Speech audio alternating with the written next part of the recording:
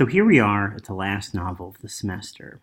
And I can really think of no better way to end a semester where we've talked about agency and free will, like in Oedipus, about the systemic traumas of modernity, like in Midsummer Night's Dream and Metamorphosis and Raisin in the Sun, and the ways in which we struggle with the horrors of our own creation, like in Frankenstein, then by wending our way down to Kurt Vonnegut's novel, Slaughterhouse 5. This is a book that both extends and confounds all of these themes. And now, in this lecture, we're gonna get to the kind of frame narrative, this first chapter of the book. But first, I want to spend a little bit of time on some of the background about the author, as well as examining some of the stylistic choices that we'll see in the book. Because I think that both of these things are going to be essential to understanding the book and understanding the text as a sort of example of a novel of its time and a novel in these the kind of emerging postmodern form. So let's start out with the author himself. Because as we read this book, it's going to become more and more clear why we need to be thinking about Kurt Vonnegut, the writer. Because what we're going to see is that this book somewhat blurs the line between reality and fiction, and that Vonnegut himself is going to appear from time to time. Indeed, at the beginning of the novel, we're going to see this kind of framing mechanism or vignette in which Vonnegut, both character and authorial voice, lays out his justifications and inspirations and angst about the composition of the book. So Vonnegut was born in the early 1920s in Indianapolis, Indiana. This is a town that, for Vonnegut, becomes incredibly emblematic of the values and ideals of industrialized America. He's the child of a prominent architect and an heiress to a brewing fortune. He had a somewhat happy childhood, but this was cut short by the Great Depression, which ruined his family financially and professionally. This financial and professional ruin gives way to further difficulties in the Vonnegut household.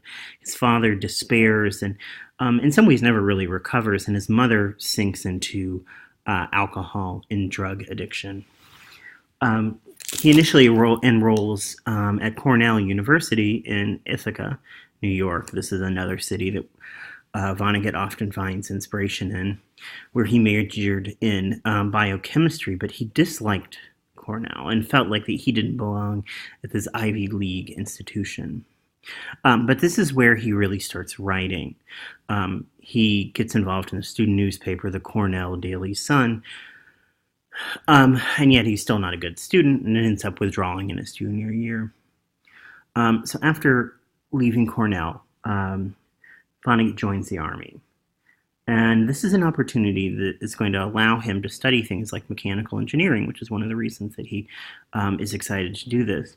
In 1944, his mother dies of an overdose of sleeping pills. And this suicide, as he will refer to it, is something that is going to haunt him for the rest of his life. A few months after his mother's death, Vonnegut's unit, the 106th Infantry Division, is called up to fight in World War II. And this is where we're going to get kind of some of the meat of this story, though not necessarily through the eyes of Vonnegut himself, but through the eyes of Billy Pilgrim. And we might argue that there's a kind of blurring between Vonnegut and Billy Pilgrim, even though Vonnegut himself does show up in this story.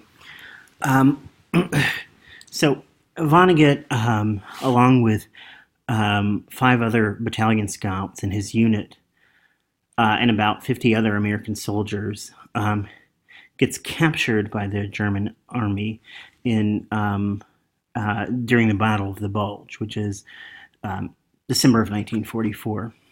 And this is the last main offensive of the war. And he and the fellow prisoners, they get shipped to Dresden, which is, again, this kind of central idea of the book, where he's going to work in a factory that manufactures vitamin-fortified malt syrup for pregnant women. And something to know about Dresden. Dresden should not have been any sort of real strategic target, because while there is a kind of degree of industrialism to Dresden, it's not of any kind of military importance. So that when on the night of February 13th, 1945, the Allies completely wipe Dresden off the map in this extended firebombing campaign. There's a kind of a lingering question of kind of what was the point of this, and I think this is something that is going to inspire the narrative here. After the war, Vonnegut gets married, has his first kid, and a lot of this we can kind of see in this opening vignette. Vonnegut takes an advertising job with General Electric to support his family and begins writing these kind of short fiction pieces. He has a couple more kids, and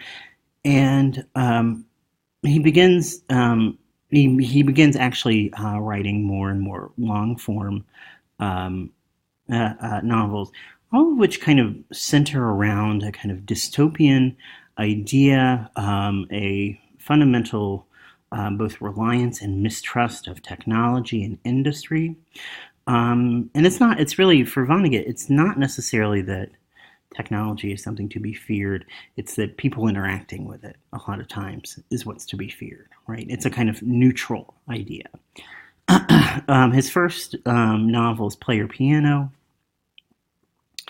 But there's all these kind of events in Vonnegut's life that are these seemingly kind of cruel ironies. And some of these things are things that we're going to kind of see in this book. For instance, in 1957, a few years before he writes Slaughterhouse 5, his sister, Alice Adams, dies of cancer. And she dies of cancer just 2 days after her husband was killed in a freak kind of commuter train accident. We might see this as being kind of echoed in Slaughterhouse 5, with the where we get the kind of the death of Billy Pilgrim's wife. But Kurt Vonnegut and his wife Jane, they adopt all of his sister's children. And so he begins writing and publishing more and more, and starts to gain more and more mainstream acceptance. He writes things like Sirens of Titan, Mother Night, Cat's Cradle, which we'll kind of talk about in a few minutes. And in 1969, Slaughterhouse 5. Now, this book kind of comes out at the height of the anti-war movement, but I think that it's about more than anti-war, and this is something that we'll come back to in the beginning of the text. His kind of style. He has this kind of black comedic style, this kind of ironic style. We have a lot of very kind of short chapters, a lot of short vignettes. We have a lot of movement away from a sort of linearity, particularly in Slaughterhouse 5. And what we're going to have is a kind of real exploration of the postmodern experience. So before we go any further, we have to talk about what postmodernism is. So a few weeks ago, we discussed ideas of modernism, and we discussed this as kind of encompassing both ideas of a kind of return to classicism and an instinct to revolt against established forms.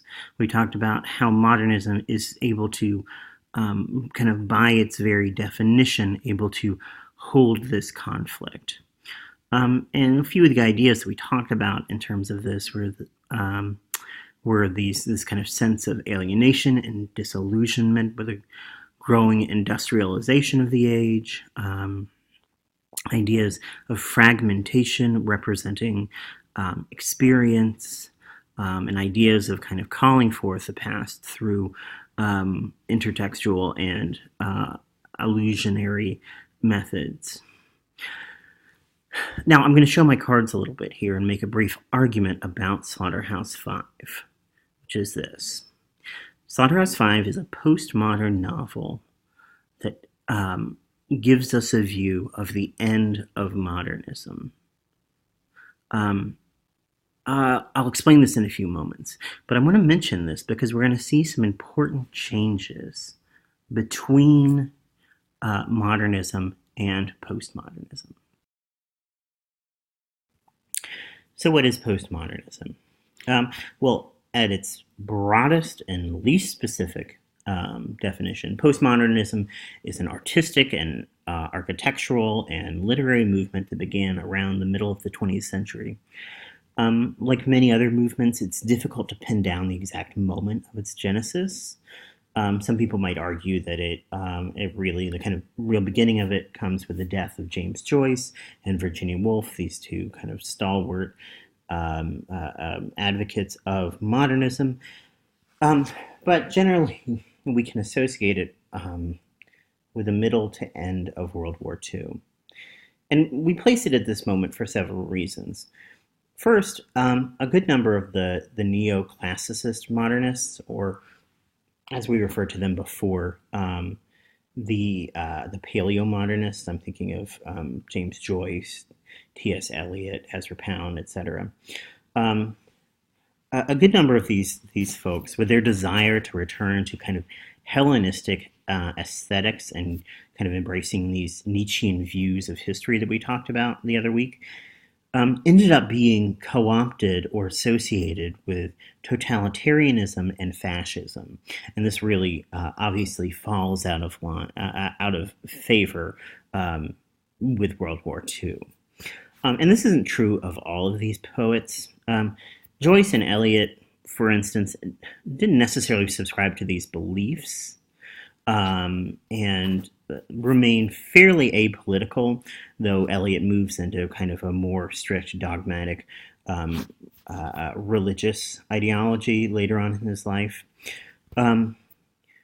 So not all of them, but others, most specifically people like Ezra Pound, end up kind of going over the edge. Ezra Pound, literally, he ends up articulating types of kind of fascist ideology, and his idea is that in a fascist state, that art can really flourish because we have kind of complete control. Ezra Pound actually, he goes to Italy and then is espousing fascist beliefs, comes back to America, gets arrested, and thrown into St. Mary's insane asylum for a number of years.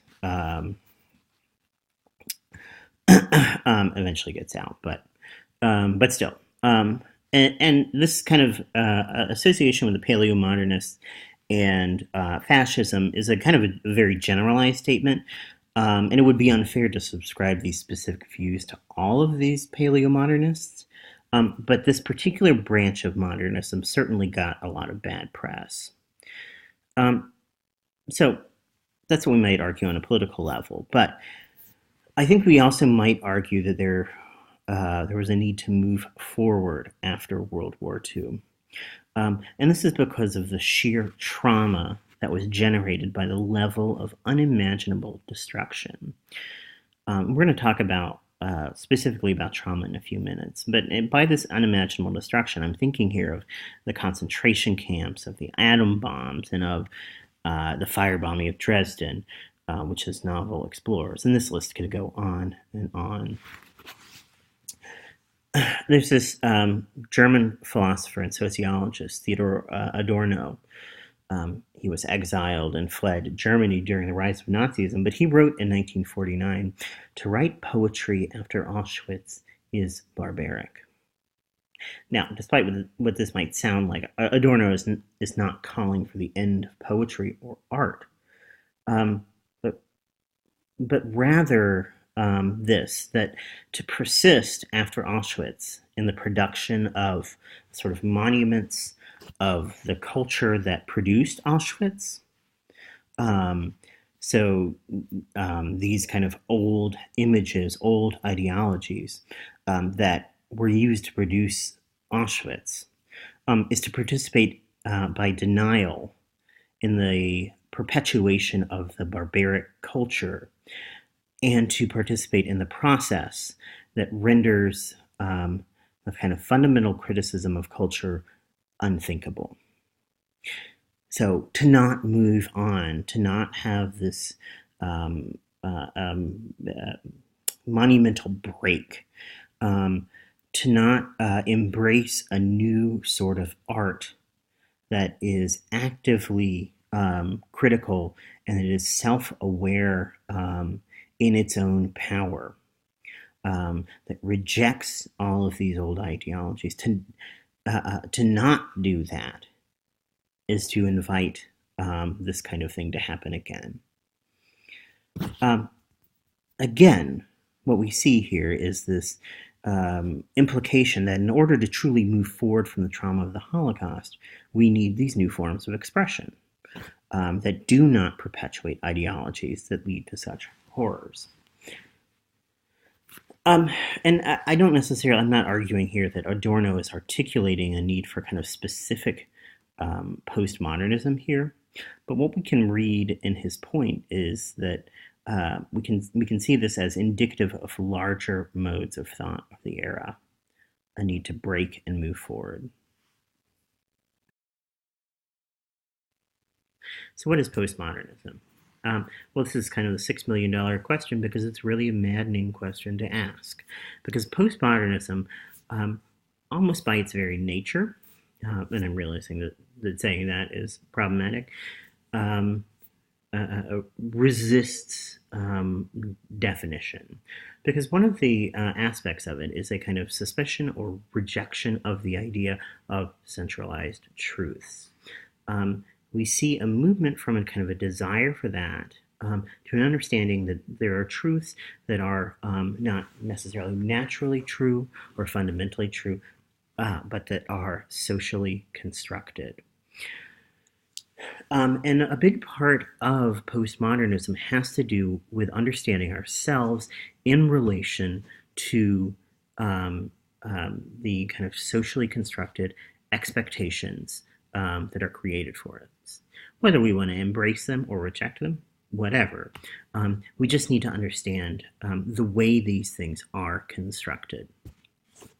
So originally, postmodernism is a kind of a reaction to modernism, as I talked about before, and it's largely influenced by the kind of disillusionment after World War II. Um, and it tends to refer to the kind of cultural and intellectual or artistic state lacking a clear central hierarchy or organizing principle. And instead embodying a kind of complexity, contradiction, ambiguity, diversity, interconnectedness, or referentiality. So we're moving away from these ideas of kind of centralized truth in society and centralized kind of hierarchy or organizing principle, and instead understanding that all of this, we need to embrace this idea of not this kind of simplicity, but complexity, of ambiguity, and diversity and interconnectedness. All of these things, which are difficult, which often get flattened out by this desire for centralized truth. We need to go after. A lot of times in postmodernism, we're going to see kind of merging of ideas of high and low culture. We're going to see a kind of frank embrace of popular culture. Because, as I said before, one of the things we're really dealing with is this experience of society and this experience of witnessing and being subject to socially constructed ideas. In a sense, the kind of post-modernity is said to be a kind of relies on a kind of a culture of fragmentary sensations, of things like nostalgia and simulation. Superficiality is very big in postmodernism. And this is in kind of reaction to more traditional valued qualities of depth and coherence and meaning, because we become suspicious of all of these things. And as applied to literature and other arts, the term postmodernism or postmodernity is itself, as I was saying before, ambiguous, right? It implies, like the term itself, if you remember when we were talking about modernism, I talked about the kind of problematic nature of the word modernism. And I think that we see a kind of extension of that in postmodernism, because the word postmodernism implies either that modernism has been superseded or that it has continued into a new phase. And we don't get a clear definition. And that's part of the point, right? This ambiguity is part of the point.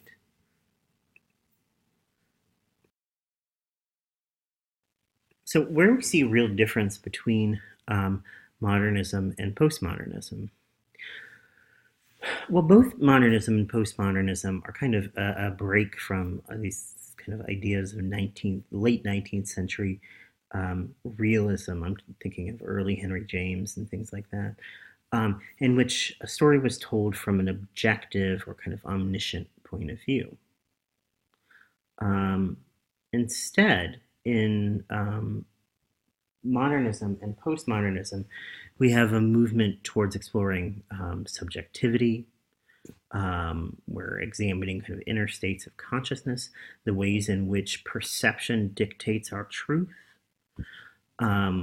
We have this kind of idea of stream of consciousness in both postmodernism and modernism that is kind of purporting to represent the kind of true way of kind of formulating meaning out of something. And in addition, both modernism and postmodernism explore the kind of fragmentariness, both in the kind of narrative structure and in character construction, and is seen to be as kind of a reflection of the kind of fragmentary, alienated, isolated experience of the world. But I think that coming to this idea of fragments is a good departure point for exploring a sort of difference between the two. In The Wasteland, for example, which is a poem that is kind of beset by fragmentation, by these kind of pieces of illusions kind of sewn together. In The Wasteland, the speaker says, "These fragments I have shored against my ruins." In modernist literature, we see fragmentation and extreme subjectivity as a sort of example of existential crisis or some sort of deep internal conflict. And this is a problem that must be solved, right? And not necessarily to be solved in the traditional way. But as we remember, we talked about this in our lecture, our Kafka lecture, that we don't necessarily need to reduce them. We need to find a way for them to coexist, right? And so that the artist is kind of empowered as the collage maker of this to arrange everything in order to get a sort of coherent picture while maintaining both. In postmodernism, this kind of chaos is insurmountable. The artist really has no strength here. The artist cannot solve the problem. And one of the reasons for this is that language and art fundamentally fail in their attempt to do what they're trying to do, right? To solve this existential crisis. Language is constructed um, in such a way that it cannot truly represent these things. This is not to say that language is not powerful, because we'll talk about in a moment the way that language is powerful in postmodernism. But it is, in terms of this quest to kind of solve the fragmentation, it has no power there. And so we see a kind of a movement to, rather than trying to solve this, a kind of movement towards playfulness and exploration of language, moving towards things like, you know, anti-linearity, um, more kind of direct use of irony, talking around issues rather than getting straight to them. And as we move forward, as we start to think about the kind of specific elements of modernism, of postmodernism, rather, what we're going to see is that as we go forward in it, all of these aspects of postmodernism we can read as kind of thinking about a kind of weakness of the artist, but also a kind of new area of strength. So that's the theoretical background, the kind of justification for postmodernism, and the kind of ideology behind it. But I guess perhaps what we're looking for, though, are these kind of common themes and techniques of postmodernism. So what I'm going to do is I'm just going to give you kind of a brief list and then go through and kind of expand on each one of them. First, we have a movement towards irony and playfulness and black humor. Second, ideas of intertextuality. Third, ideas of pastiche and parody. Fourth, ideas about metafiction. Fifth, temporal distortion, and a movement away from linearity. Sixth, a mixture of high culture, low culture. Seventh, a preponderance of technoculture, hyper-reality, pop culture, ideas of late capitalism. And then ideas of paranoia, ideas of both maximalism and minimalism, fragmentation, and an idea that really language is what creates meaning, rather than some sort of kind of absolutist external idea that creates meaning, that language has the power to create meaning. In postmodernism, our sense of irony is kind of an expansion on the irony that we were thinking of in terms of modernism. In modernism, we had a kind of more staid, more serious idea of irony. This kind of difference between the distance between word and truth, or image and truth. All of this causes this sense of alienation, not only from kind of society, but also in some ways from language. But in postmodernism, we have a kind of expansion of that, in that we kind of add in this kind of irony that we might think of as kind of being this kind of tongue-in-cheek or ironic kind of quote mark irony. I'm making quote mark signs with my fingers right now. And this type of irony, along with black humor, gets us not only to a sort of idea of alienation, but also an idea of kind of inherent absurdity and contradiction in this postmodern moment. We might think about clearly in the book Catch-22, if you've ever read it, or if you've ever heard the phrase Catch-22. I'm going to read this little blurb, this little moment from Catch-22. Um, there was only one catch, and that was Catch 22, which specified that a concern for one's safety in the face of dangers that were real and immediate was the process of a rational mind, or, who's one of the pilots, was crazy and could be grounded. All he had to do was ask. And as soon as he did, he would no longer be crazy and would have to fly more missions. He would be crazy to fly more missions and sane if he didn't. But if he were sane, he had to fly them. If he flew them, he was crazy and didn't have to. But if he didn't want to, he was sane and had to. Yossarian was moved very deeply by the absolute simplicity of Clause Catch 22 and let out a respectful whistle. So we see here this kind of sense of irony and this kind of can't win, a sense of perhaps a sense of hopelessness or pointlessness. And we're going to see that kind of throughout postmodernism. I mean, I think in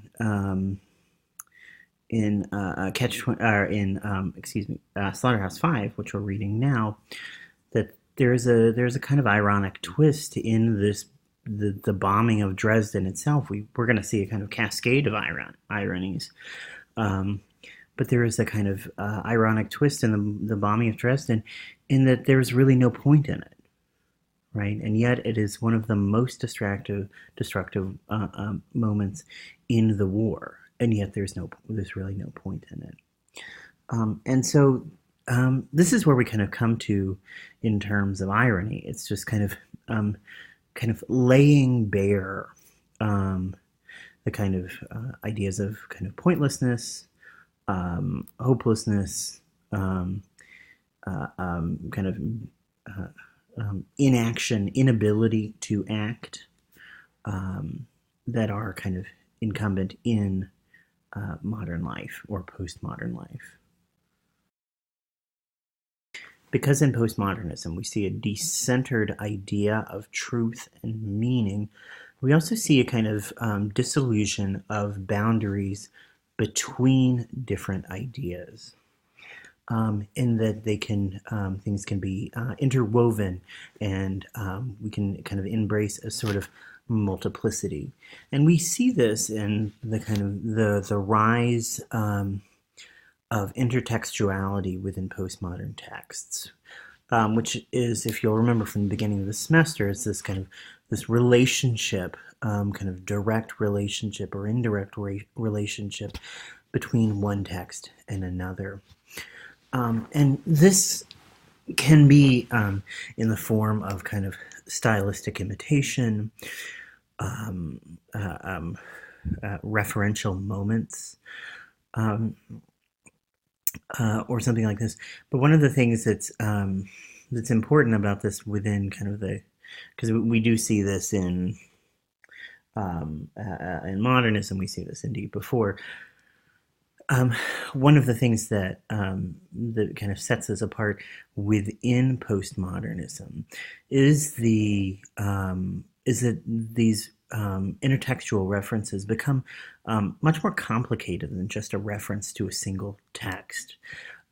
We might get kind of a multiplicity of references within a short amount of time, or references that indeed kind of blend into each other, and so that we can't then kind of directly take them apart.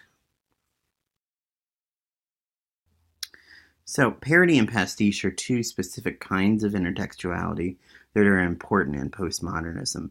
Parody being a sort of imitation of a work or a genre that in some ways highlights or mocks the conventions, the kind of perhaps absurd or ridiculous conventions of the work or genre.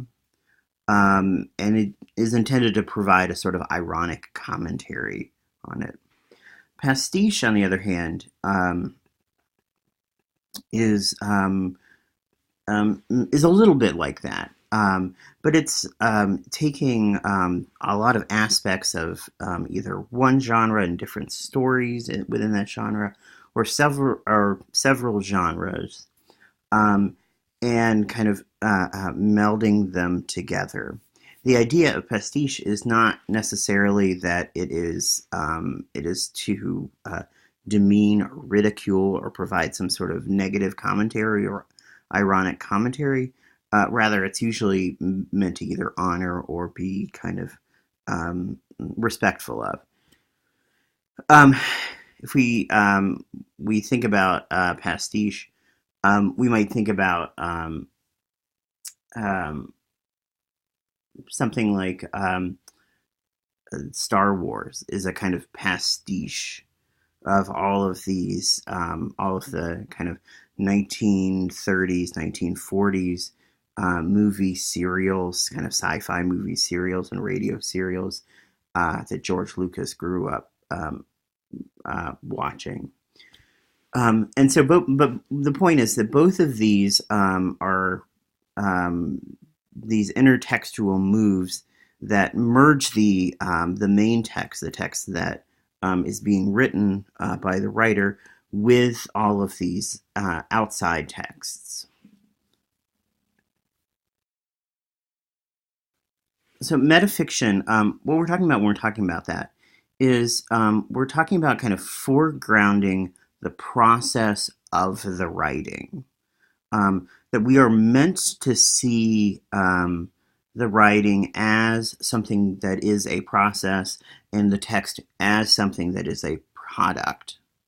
We're kind of, in some ways, doing away with some of the conventions of suspension of disbelief. And instead, we are kind of anchoring ourselves in the mind of being an actual reader, rather than being a kind of uh, third party ghostly observer of what's happening in the text. Um, an example of this is the first kind of example that we're going to run into of this is this entire first section, the first kind of vignette of Slaughterhouse 5, in which Vonnegut himself, again, we can kind of read this as Vonnegut himself, the writer, but also Vonnegut, the kind of character of Vonnegut, um, is talking about the way that this book came about and his angst about it and his process with it. So foregrounding before we get to the text itself, we're foregrounding the fact that this is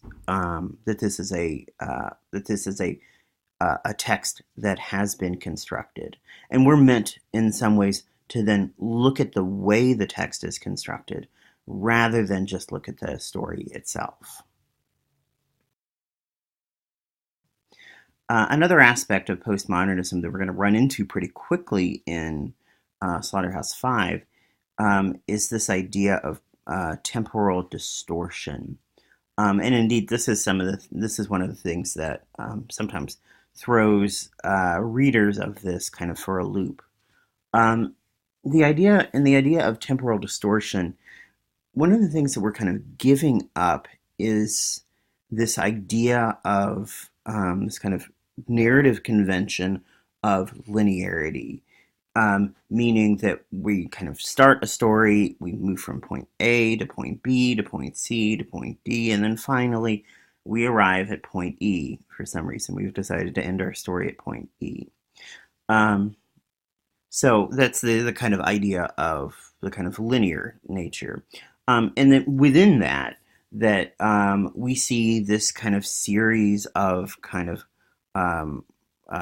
cause and effect. For each moment, there's a cause, and then there's an effect, a cause, an effect, a cause, an effect, until finally we get to our conclusion, right? Um, a lot of times in postmodern literature, and certainly we're going to see this in Slaughterhouse 5, is that we have kind of forsaken this idea. Um, and instead of that, we have stories that can be kind of told out of order. Stories that don't necessarily rely on cause and effect to forward the narrative. Um, Rather, what we see is this kind of temporal disjuncture, um, this kind of rapid moving about in a text. And we can kind of postulate a kind of a number of reasons for that. One being that I think it kind of lends itself more to the ways in which we actually do kind of our memory works, and that we do recall things. We don't necessarily recall things in this kind of Platonic rational order. The other thing that I think that this kind of alinearity, temporal distortion highlights, particularly within the kind of postmodern text, is that is that in some ways this kind of idea of cause and effect, cause and effect, cause and effect, and kind of this creating a straight line. In some ways, this is out of step with the postmodern experience, right? That there are some causes, and then we don't necessarily see the effect that we expect, or we don't see an effect at all. Or there's some things where we see this seemingly kind of completely random action in the world, and we can't figure out what it's connected to. And so, in some ways, what this is doing is kind of presenting the kind of interpretive lens of the way that we actually view the world, or the way that we sometimes kind of fail to view the world. This idea of high culture, low culture, pop culture, we can kind of see this as an extension from modernism, um, and then we'll also see this. We'll be able to see this in our next aspect of postmodernism, the idea of kind of technoculture and hyperreality and late capitalism. But there is an idea that this kind of blurring the line between high culture and low culture. And certainly kind of flagging things as kind of existing within these fields of high culture and low culture, but then and then blurring the lines. In some ways, really showing the way that the classifications of high culture and low culture are in fact kind of constructed, and they're constructed in a way, in kind of ideological ways in which we are expected to make a judgment about the value of high culture and low culture. Um, and as a matter of fact, in doing that, we, in some ways, find ourselves championing the kind of idea of low culture, kind of common culture.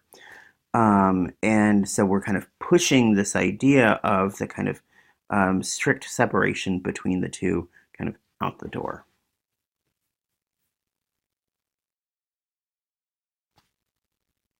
The ideas of technoculture and hyperreality and late capitalism flow out of these ideas of the kind of blurring of high culture and low culture, the kind of discovery that they are kind of constructs, and what this idea of technoculture or hyperreality really is this movement from kind of a focus on seeing the world that we perceive as being kind of real, to seeing what we interact with in our existence as, in some ways, a kind of simulation of the real. And this is where we get this kind of like hyper reality, in which things are not things might feel real, but they are more arch, they're more raised, they're more dramatic, because this is this kind of a simulation. Um, in postmodernity, we're meant to be kind of inundated with information, and technology becomes the kind of central focus of our lives. And this kind of colors our idea of what is real. This kind of simulation of the real changes our idea of what is real.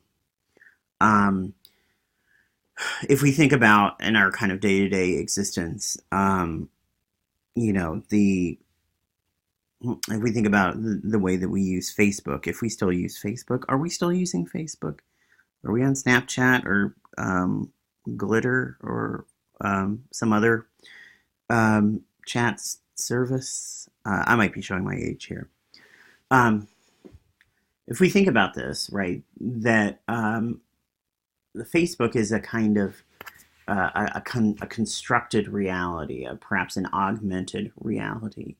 Even before you buy one of those, you know, those virtual reality glasses or whatever, Facebook itself is a constructed, augmented reality. It's a simulation of reality um, in which we can, kind of edit and control our own experiences, or that they are kind of controlled by an algorithm that knows what to feed us.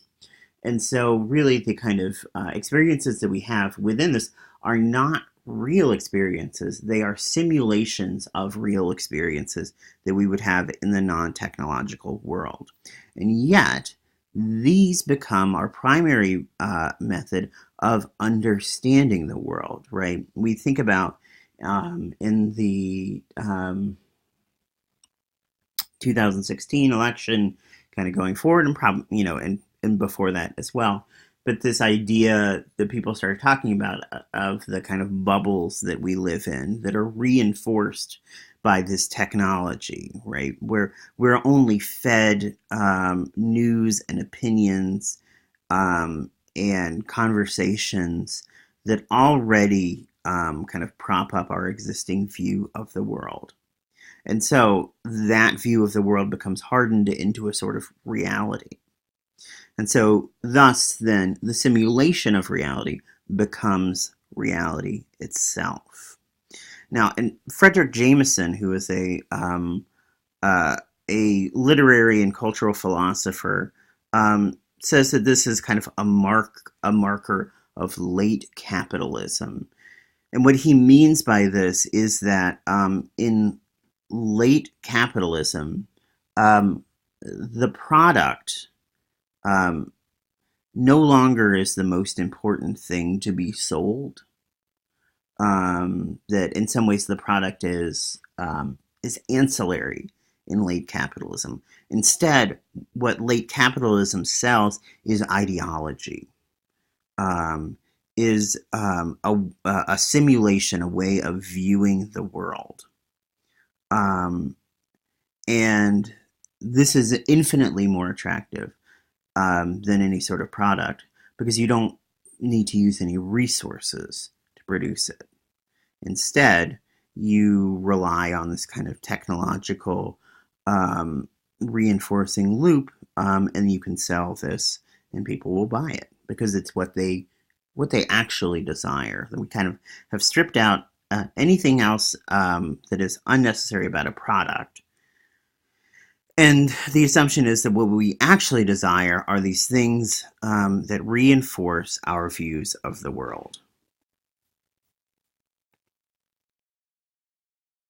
If all of this discussion of postmodernism is making us feel a little bit kind of paranoid, well, then that's the next aspect of postmodernism that I think is pretty important.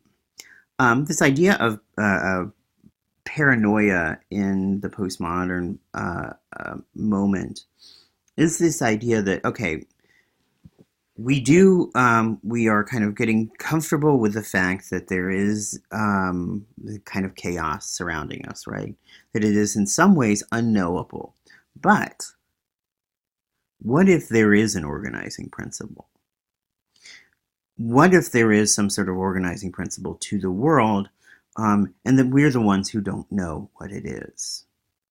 And so what we do is we become suspicious. We start to connect seemingly disparate ideas and form this kind of web of paranoia, even though the events may be inexplicable or unconnected.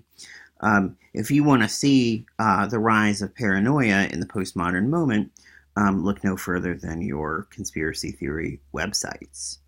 Um, that there's an impulse that is to explain these kind of seemingly random events, and in some ways we might find that comforting. But what we actually find is that the more we kind of create this web of connections within this chaos, the more it seems that there is something that is kind of um, controlling this, and that we have no power to act upon it. And thus, we have conspiracy theories. We want an example of this kind of unknowable chaos. We can see it in this kind of postmodern instinct of looking towards what is called maximalism. What maximalism is, it's kind of the opposite of minimalism. Um, in which kind of, if we think about minimalism, we think about things kind of moving towards kind of reduction, trying to create a kind of neat and tidy, focused product. Well, maximalism kind of destroys that idea. And instead of reducing complexity, reducing nuance, reducing distraction, reducing tangents, it lets them all kind of go free to build up.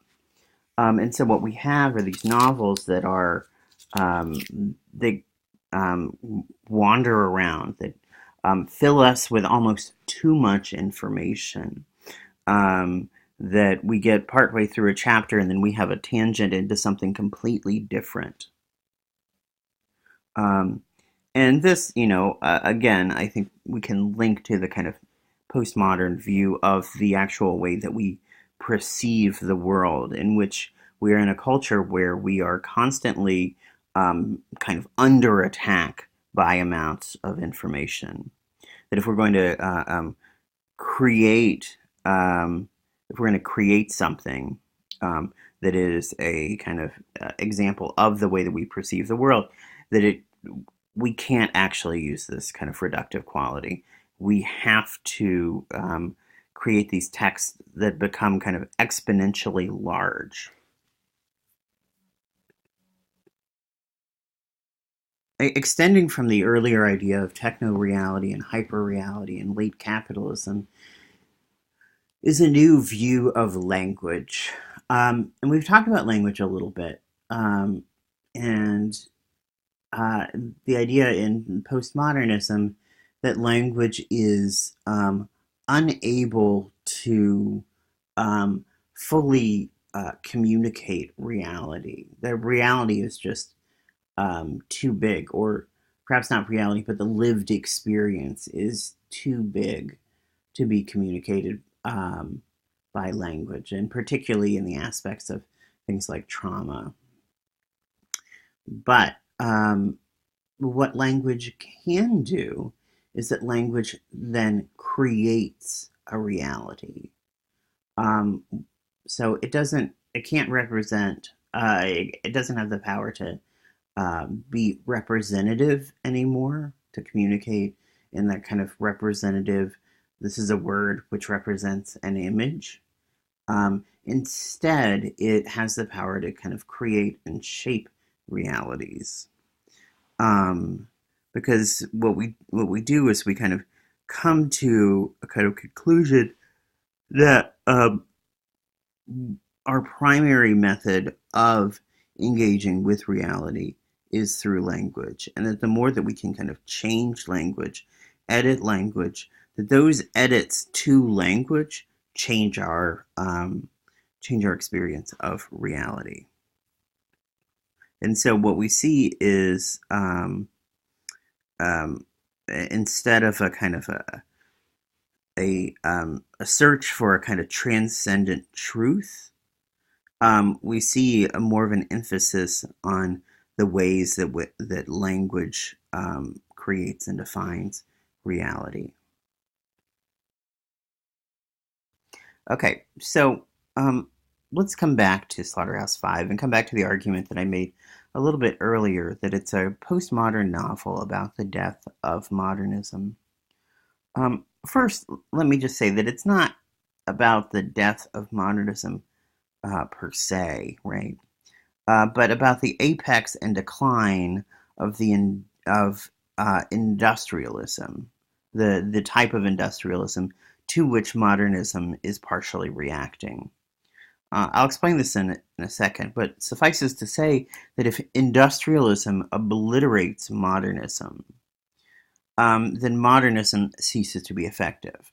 And similarly, if this kind of industrialism recedes into nothingness, then there is no use for modernism. So it's a kind of a double trap for modernism. To clarify this, we need to have a kind of an appreciation of some of the context of World War II.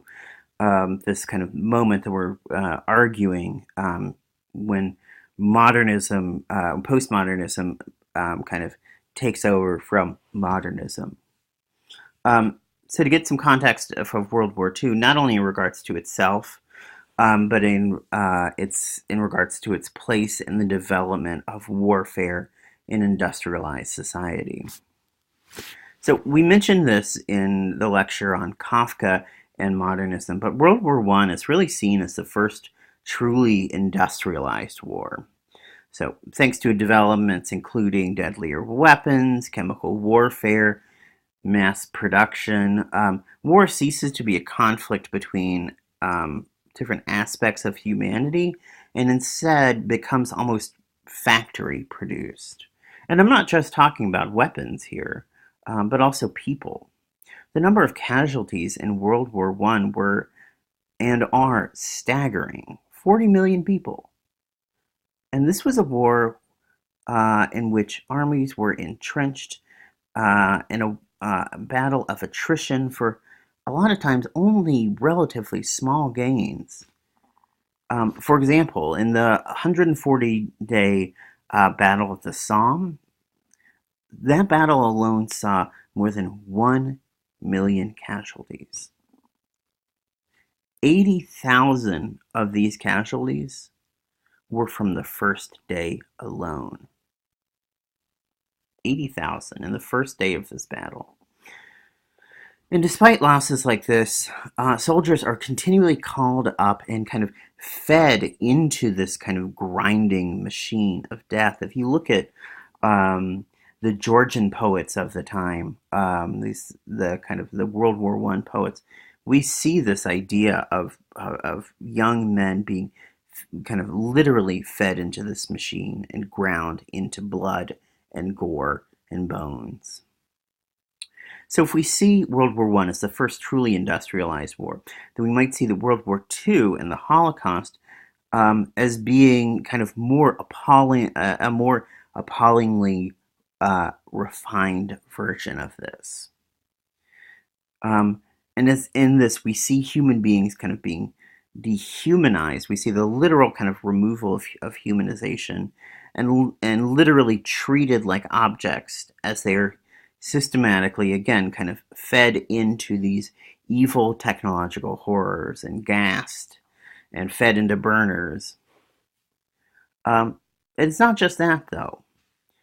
We might also see the firebombing of Dresden, which Slaughterhouse-5 is particularly concerned, as being an example of this industrialization turned not only to destructive ends, but also to ends that defy the imagination and create a wave of death that eats up not only the people of the city, but also the city's entire history. It consumes these old buildings and historical sites and records. That we have this ability to create a destruction that moves both forward and backwards in time, as well as existing in the present moment. Still, I want to argue that Vonnegut sees these elements of the war as being more or less a kind of completion of the growth of industrialism. It's no accident, then, that we see the other great horror of this war, the atomic bomb, as being a sort of breaking out of industrialism into something that was hitherto unimaginable. Indeed, the detonation of the first test nuclear bomb at the Trinity site in New Mexico in July 16th, 1945, and the subsequent bombings of Hiroshima and Nagasaki in the following month created this new kind of warfare, a new kind of world that far outstrips anything that came before it, right? We look at the language and rhetoric around this, and we see that, we've come into a new age. This is no longer the industrial age. This is the atomic age, et cetera, et cetera, et cetera. It changes the entire trajectory of warfare. We can think about it like this. In the industrialism of war up until this point, weapons were constructed of pieces of machinery and technology that existed within the tradition of previous industry, right? These were pieces of technology that we could fundamentally understand. We could understand the way that the pieces go together, and the way that kind of cogs and firing pins and things like that. We can understand the way these things work. They're legible to us. The atomic bomb defies this. For the majority of people, not only is the destruction unimaginable of the atomic bomb, right, but also the system which was used to create this destruction.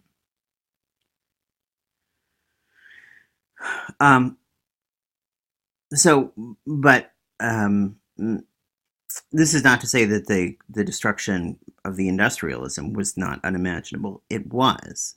It's just that that we could understand where it came from. But this is not an atomic bomb book. Not directly, at least. If you want that, you need to probably go read Vonnegut's Cat's Cradle. But instead, this is a book about the end of a world in which the machinery of warfare was legible, even though the destruction was not. And so what we have is this kind of moment where we could understand something about what was going on. There was some sort of meaning that we could derive from the industrial nature of warfare to a moment where we are no longer able to even understand a piece of this. We no longer can get our hands around it. We can no longer seemingly do anything about it, right? Vonnegut says in this opening vignette that writing an anti-war book is as pointless as writing an anti-glacier book.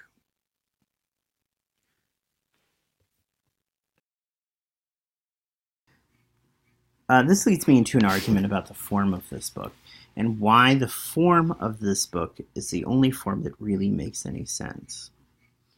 And why I think we have to see this book as a kind of a pivot from modernism to postmodernism. So as we talked about before, the methods of war in World War II had reached this kind of nth degree of industrialism prior to the deployment of the atomic bomb. Now this would make us think that we should be able to understand this kind of warfare. But the destruction that this kind of warfare engenders is unimaginable. And because of this, because we have this legible beginning and illegible consequence, a legible action, illegible consequence, we're presented with a sort of a unique sort of cognitive dissonance, in that we believe that we should be able to reconcile the distance between these two things. But we cannot, because the destruction is unknowable. And the inability to reconcile these pieces creates a trauma within our psyche. And this trauma intensifies the existing trauma of the war itself. So this twofold trauma is unimaginable and causes a fundamental inability to further reconcile ideas of the self and the modern world. And this is truly the kind of definition of the postmodern moment. Our trauma makes us unmoored from the traditional structures and modes of interpreting the world. These things simply no longer make sense. These structures and modes of interpreting the world, they themselves become part of this cognitive dissonance of what we see to be true and what we experience to be true.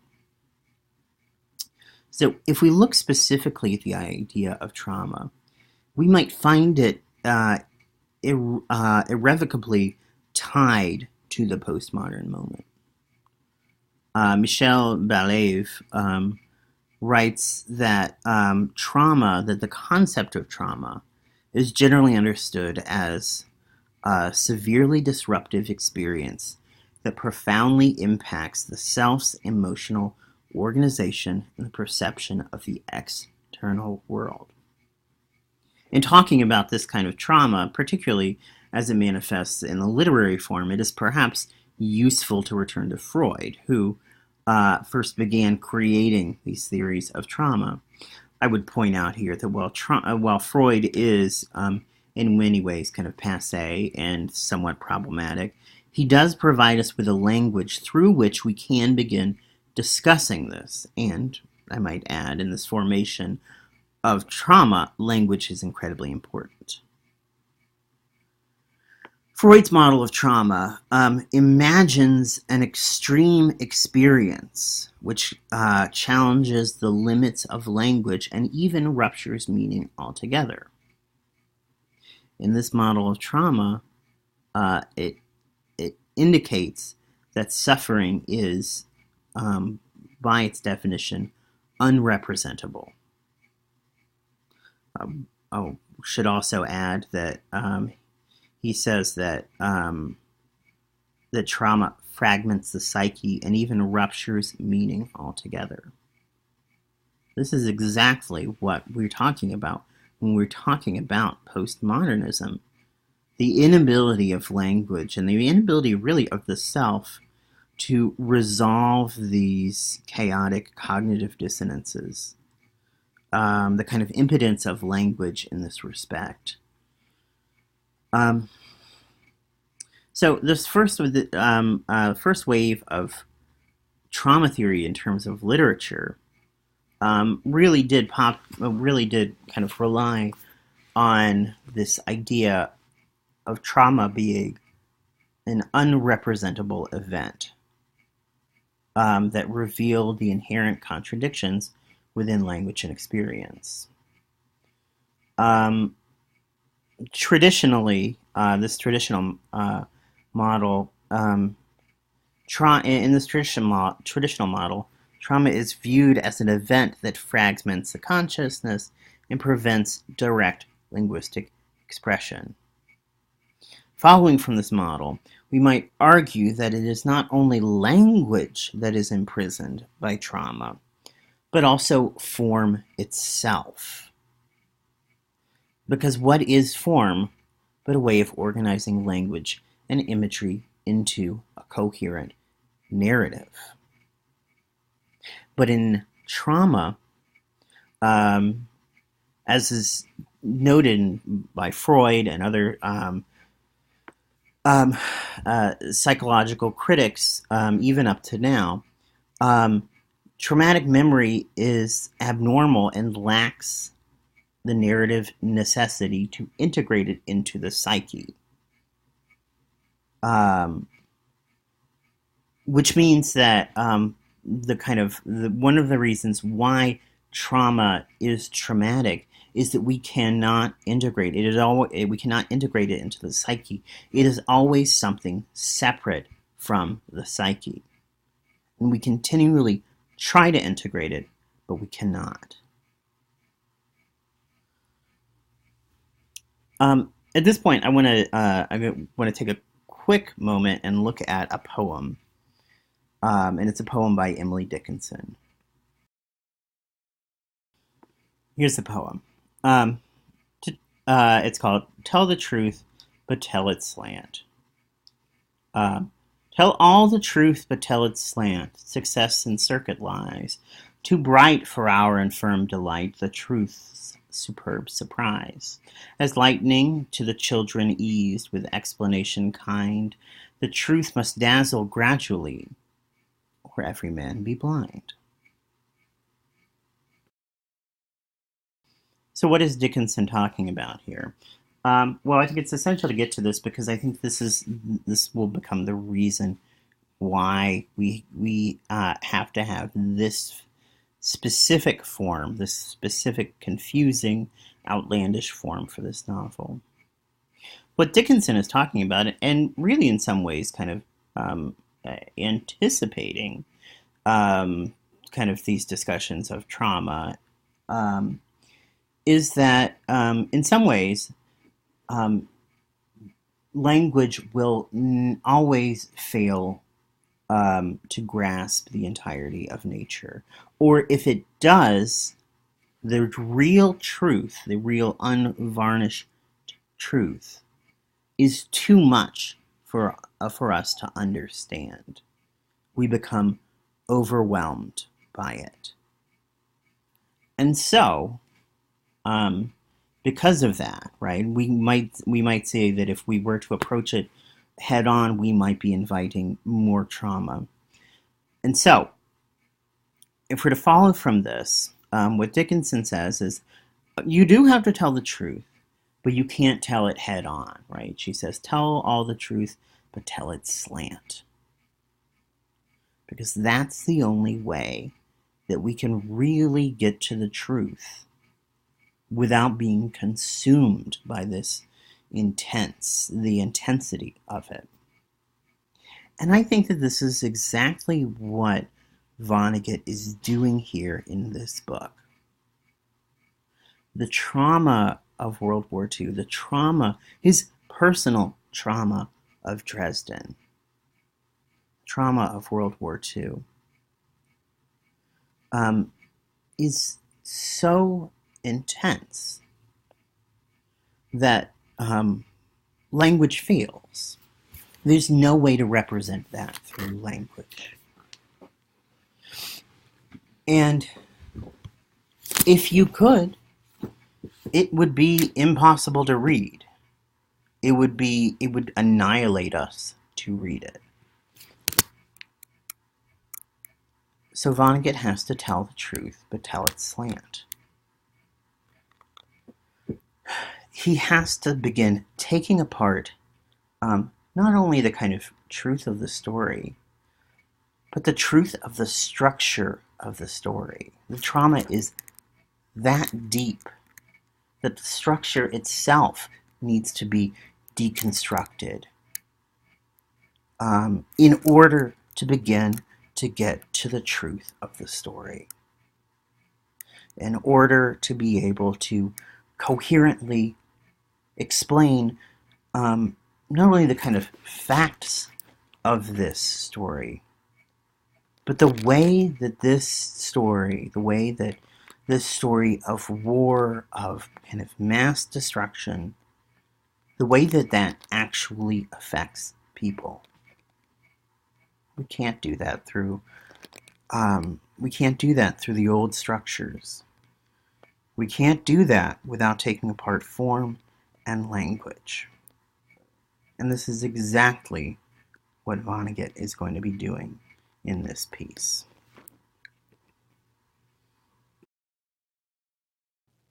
So as we consider this, let's turn to the first 20 or so pages of this novel.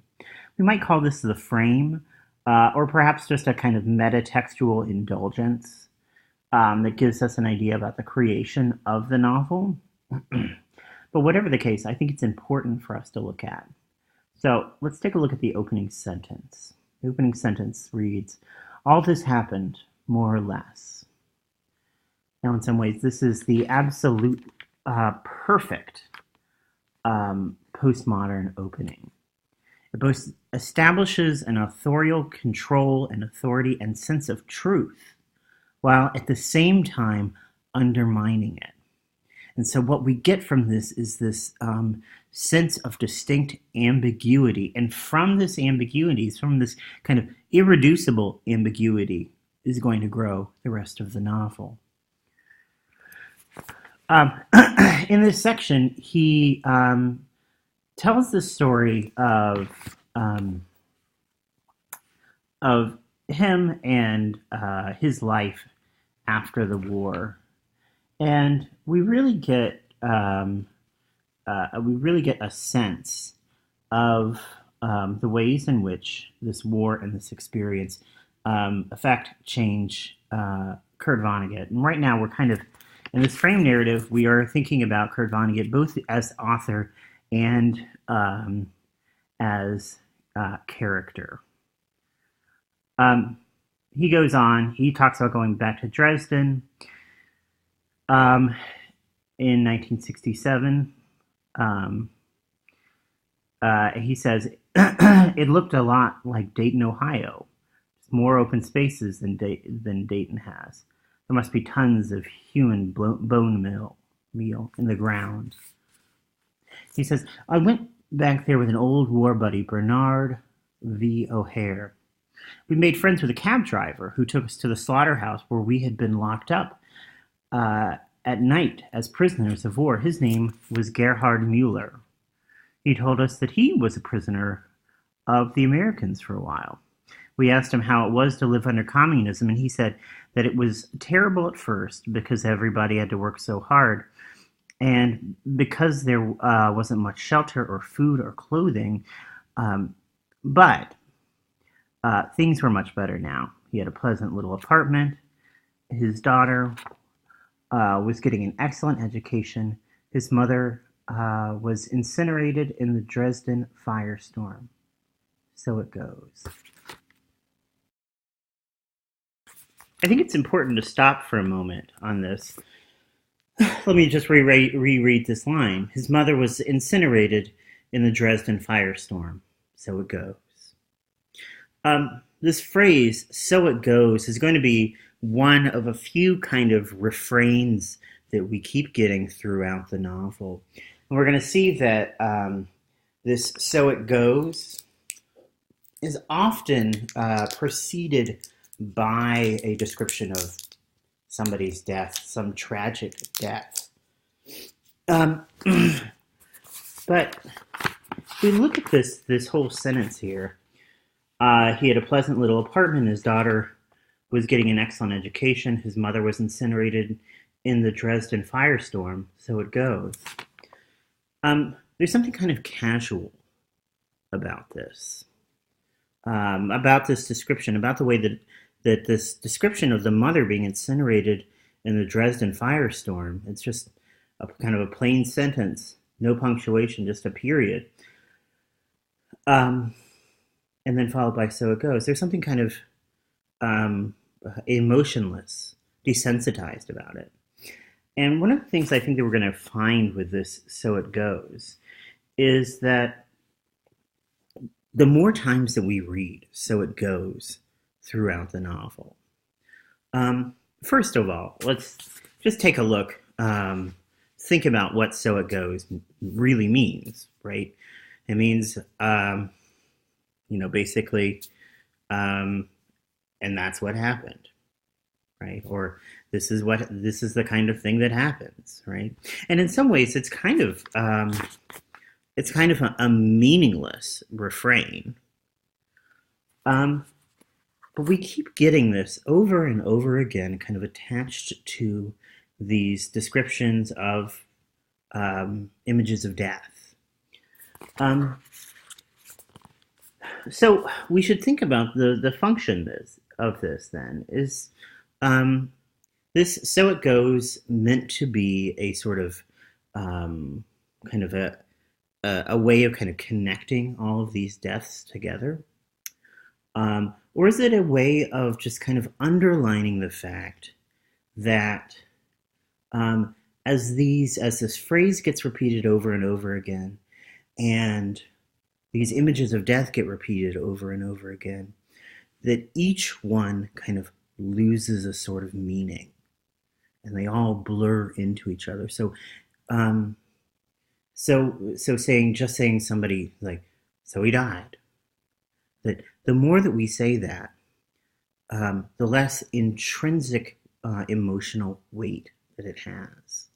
And I think this is one of the things that we kind of get out of this book, is that in this kind of war of extreme violence, um, that someone's death becomes just a so it goes, becomes just something in a kind of a natural rhythm. Um, and it's not something that we can communicate emotionally because there's just too much of it. And so we just have to kind of confine it to these unemotional little tidbits, followed by so it goes. And it's really, I think it's really a tragic point, right? When human lives get reduced, when there's an environment that reduces these human lives to something that is, we just kind of accept their death and just kind of have it flow as a so it goes. There's something kind of incredibly tragic about that. We lose touch with these specific moments of humanity. But as we see in this book, that perhaps this is a way of coping with this. The aliens that Billy Pilgrim will get abducted by will insist that we shouldn't worry about someone's death because they are alive at other points. We need to view their lives kind of panoramically rather than as one moment. And so we can always go back and look at these moments of life and inhabit these moments of life.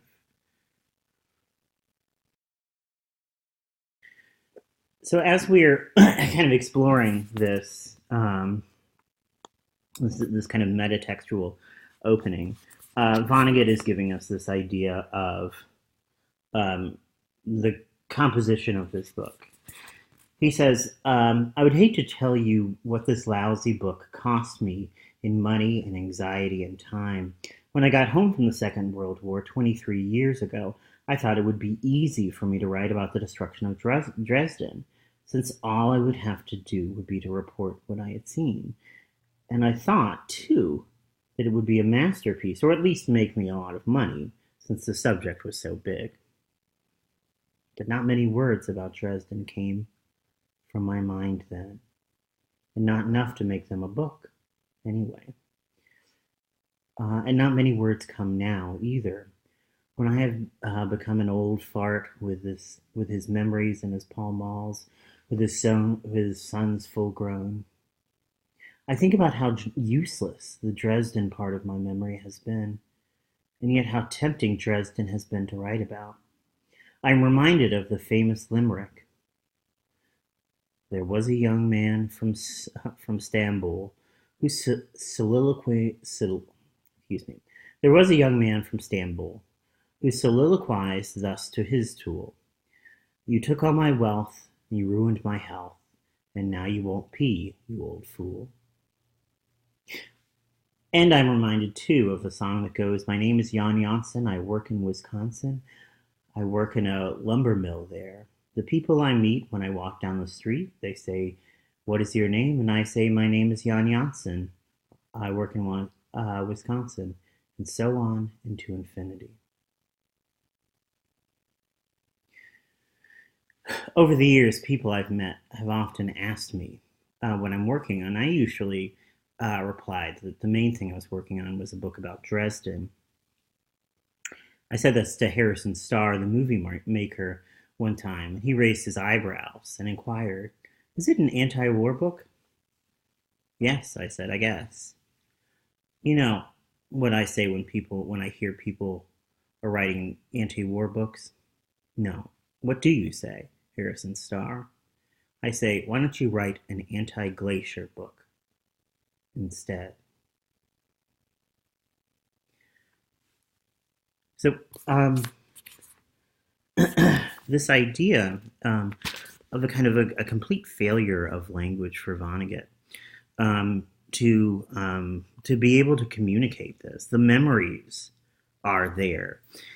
But taking those memories and transforming them into language seems to be a kind of impossibility for him. Again, we're thinking about this in terms of the kind of failure of language in postmodernism to fully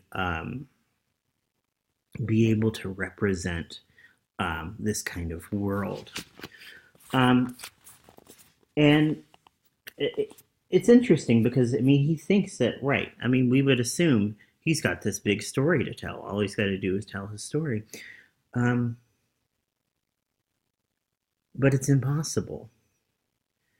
And this is exactly why he has to, once we move out of the frame narrative, this is why he has to work at it from a distance, right? This book, on the whole, this book is not about Vonnegut, that we might find some kind of parallels between Vonnegut and Billy Pilgrim. Instead, the book is about Billy Pilgrim. And he needs this kind of distance, and not just in terms of kind of character, but in terms of entire settings, right? We have this entire science fiction setting, which in some ways is the only way to make an experience this traumatic in some ways legible, to make it understandable, and to make it to be able to cope with it. And then this final line, right? Or to back up, when he's thinking of these songs, thinking of these, my name is Jan Janssen, I work in Wisconsin, and so forth and so on. We're going to see part of this kind of recur throughout the text too. This kind of meaningless rhyme that stretches on into infinity. We might be able to find several kinds of interpretations for this, right? Whether we're kind of meant to see this as kind of a reference to thinking about war as this meaningless activity that reaches into eternity, or just existence, or trying to contextualize one's experience, that all we get is this kind of like silly series of words that stretches into eternity.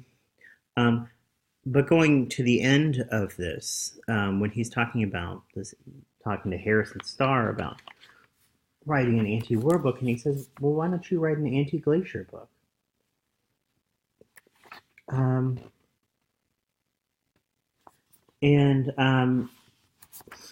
So the kind of interpretation there that I think that we're meant to make, and that Vonnegut makes, is that there are always going to be wars, and that there, as he says, that they were as easy to stop as glaciers. And then he points out that even if wars didn't keep coming like glaciers, there would still be plain old death. Which is to say that even if we escape the kind of massive influx of death, that we are of war and death, that we are still kind of subject to kind of ordinary, normal death. So as we go further into this, we kind of get these stories about him trying to come up with a conclusion to the novel. There's this nice image where he's breaking down the way he wants to write it. He says, I used my daughter's crayons in a different color for each of the main characters. One end of the wallpaper, he's writing on wallpaper, was the beginning of the story, and the other end was the end. And then there was the middle part, which was the middle.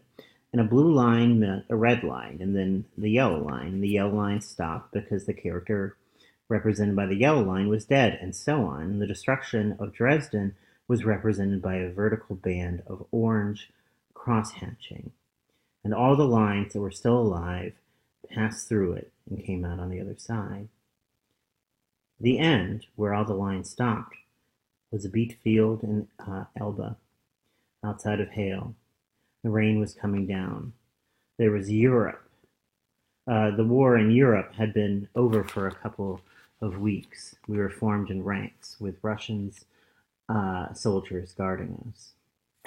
And we see just in this one quick image the ways in which we are forced to kind of modulate between the kind of metaphoric representation of the war and of death as being the only way that we can kind of really kind of comprehend it. Is that we require metaphor. We have to have a lens. We have to have a step back in order to comprehend it, and then moving into these kind of actual experiences, where he's kind of talking about the actual people that he knows.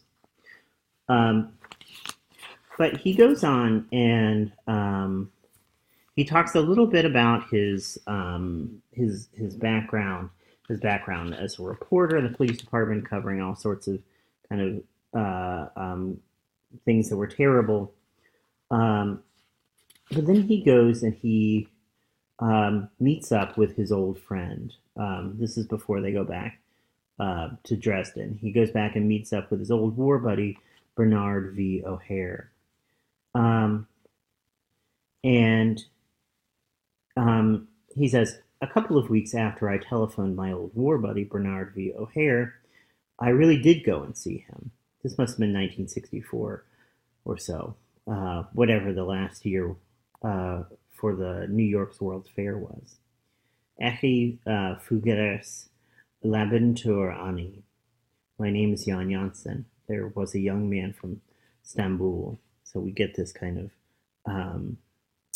repeated kind of a reminder of this kind of silly, inane chatter, again, kind of mixed in with the real experiences.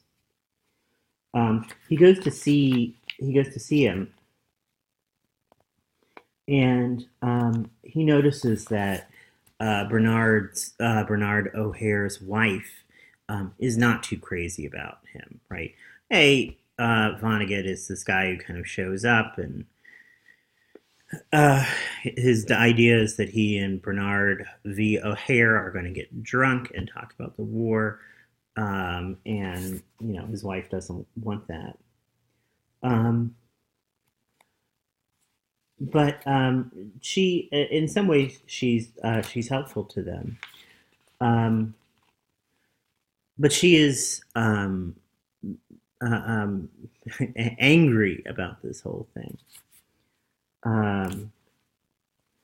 Bernard says that he doesn't really have that many memories. They talk a little bit, and then Vonnegut writes, that was about it for the memories. And Mary was still making noise. She finally came out in the kitchen again for another Coke, and she took another tray of ice cubes from the refrigerator, banged it in the sink, even though there was already plenty of ice out. Then she turned to me,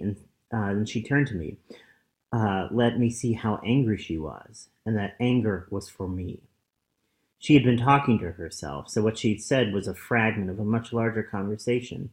You were just babies then, she said. What? I said. You were just babies in the war, like the ones upstairs. I nodded. This was true. We had been foolish virgins in the war, right at the end of childhood. But you're not going to write it that way, are you? This wasn't a question. This was an accusation. I don't know, I said. Well, I know. You'll pretend you were men instead of babies, and you'll be played in the movies by Frank Sinatra or John Wayne or some of those other glamorous, war-loving, dirty old men. And then war will look just wonderful. So we'll have a lot more of them, and they'll all be fought by babies, like the babies upstairs. So then I understood it. It was the war that made her so angry. She didn't want her babies or anyone else's babies killed in the war. And she thought wars were partially encouraged by books and movies. So I held up my right hand and I made her a promise. Mary, I said, I don't think this book of mine is ever going to be finished.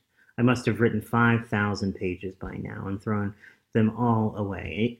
If I do ever finish it, though, I give you my word of honor There won't be a part for Frank Sinatra or John Wayne.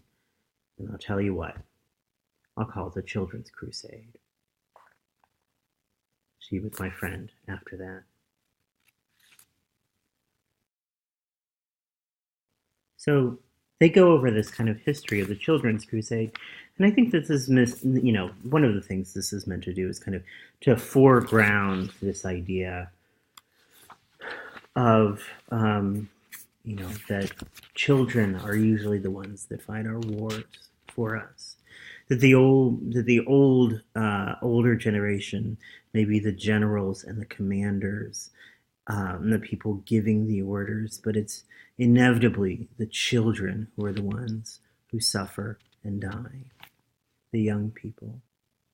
And they go and they do this reading about the Children's Crusade and reading about the history of Dresden, which I won't go into specifically other than to mention the fact that the Dresden is more of a city of culture than of industry. And this is one of the kind of the main criticisms of the bombing of Dresden, is that in some ways it was kind of, people who criticize it say that it was a pointless endeavor. That all of the places that the Army should and the Air Force should have targeted were actually in the areas outside of Dresden, but that the city of Dresden itself had no strategic value. And whether that is true or not, I'm not qualified to say, and I think it's up for kind of historical debate. But Vonnegut's point of view here is that the bombing of Dresden is a pointless endeavor. There was nothing earned from that.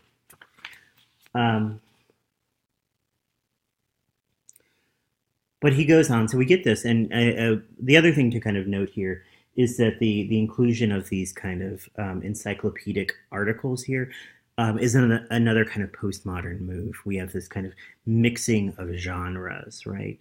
Mixing of kind of genres of kind of pure fact, or the kind of assumption of pure fact, and the kind of interpretive, subjective experience. But he goes on and he talks about teaching writing at the Writers' Workshop at the University of Iowa, and he talks about this person who wants to publish some of his books. He says, and somewhere in there, a nice man named Seymour Lawrence gave me a 3-book contract, and I said, okay, the first of these 3 will be my famous book about Dresden. And the friends of Seymour Lawrence call him Sam. And I say to Sam now, Sam, here's the book. And this is, he's kind of gives the kind of his approximation of what this book is. Vonnegut does. He says, it is so short and jumbled and jangled, Sam, because there's nothing intelligent to say about a massacre. Everybody's supposed to be dead. To never say anything or want anything ever again. Everything is supposed to be very quiet after a massacre, and it always is, except for the birds. And what do the birds say? All there is to say about a massacre. Things like, pooty wheat. Now, this pooty wheat is going to be something else that I think that we're going to see as being recurring. And I'm not going to necessarily give us a kind of a direct kind of interpretation of it, but something to notice in this book is just where these kind of recurring phrases come in. He then goes on, Vonnegut then goes on to say, I have told my sons they are not under any circumstances to take part in massacres, and the news of massacres of enemies is not to fill them with satisfaction or glee. I have also told them not to work for companies which make massacre machinery, or to express contempt for people who think We need machinery like that. Now, I think that this is the most direct kind of anti-war sentiment that we get here. And it's told in this, again, this very kind of straightforward, matter-of-fact way, right? It's just advice from father to son. And as we go through, as we kind of get to the end of this frame narrative, we get some more about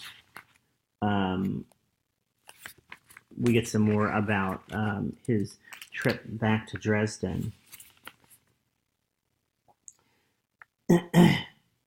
And then we get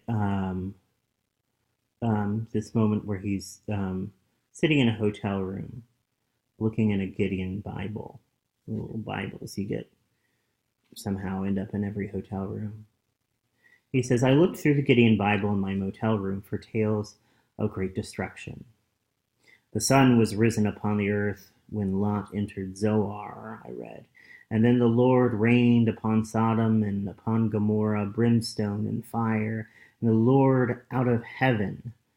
And he overthrew those cities and all the plain and all the inhabitants of the cities and that which grew upon the ground. So it goes. Those were vile people in both those cities, as is well known. The world was much better off without them. And Lot's wife, of course, was told not to look back, where all the people and their homes had been. But she did look back. And I love her for that, because it was so human. And she was turned into a pillar of salt. So it goes. I think this idea, this impossibility of not looking back, I think is something that is, the kind of part of the double-edged sword here. This, really, this inability to move forward, and yet the insistence that we must move forward, and this idea that to look back is to risk a kind of certain destruction, to be turned into a pillar of salt. He says people aren't supposed to look back. I'm certainly not going to do it anymore. I've finished my war book now. The next one I write is going to be fun. This one is a failure, he says, and had to be, since it was written by a pillar of salt. It begins like this. Listen. Billy Pilgrim has come unstuck in time. And it ends like this. Pooty wheat. I'm going to leave it there. We're going to pick up with that description in the next lecture. If you have any questions, please feel free to email me.